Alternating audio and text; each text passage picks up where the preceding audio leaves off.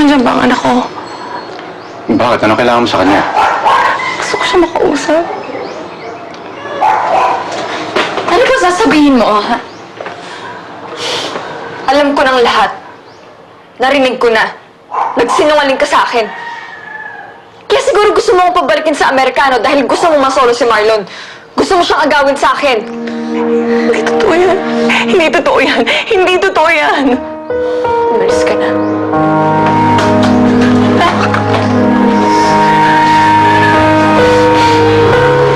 Huwag mo na akong tatawaging anak. Dahil simula ngayon, wala na akong ina. Wala na.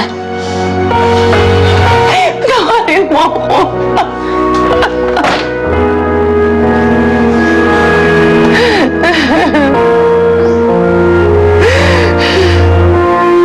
Kung may problema kayo ni Ana, huwag niyo ako idadamay! Hindi mo ba nakikita ikaw ang problema? Galit sa akin ang anak ko nang dahil sa'yo. Ba't ako sinisisi mo? Kung hindi siya nakipaghiwalay sa akin, hindi sana nangyayari to! Ayoko na, Marlon. Itigil na natin to. Yan ang hirap sa'yo eh! Pagdating sa anak mo, ang bilis-bilis mo sumuko! Dahil mas mahal ko ang anak ko kesa sa'yo. Sa tingin mo, kung lumayas ako ngayon, babalik sa'yo ang anak mo? Hindi na! Tanggapin mo na na sira na ang relasyon niyo mag-ina! Kasalanan mo to. Teka, tayong dalawang gumawa nun ah. Kasama ka rin dun ah. Ginusto mo rin yun, di ba? Hayop ka. Lumayas ka. Lumayas ka. Lumayas ka.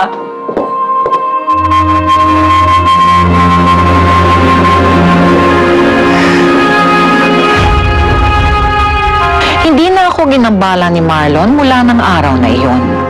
Nabuhay ako ng tahimik bagamat nangungulila ako sa aking anak na si Ana. Hanggang sa nabalitaan ko ang naging sila uli ni Ana. At isang araw, dumating ang pangyayaring hindi ko inaasahan. Anak.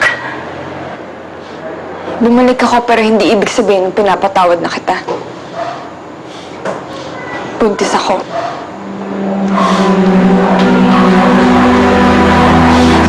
Kailangan namin ng komportableng matitirahan. Kaya dito na kami titira.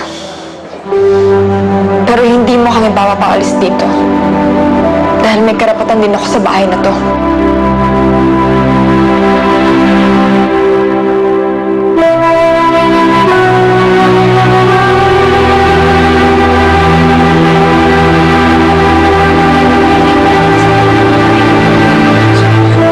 Naging madali ang paninirahan namin tatlo sa iisang bubong. Pakiramdam ko noon, para akong nasa impyerno sa sarili kong pamamahay. Pero wala akong nagawa. Tiniis ko ang trato sa akin ng anak ko dahil sa kabila ng lahat, ako ang kanyang ina.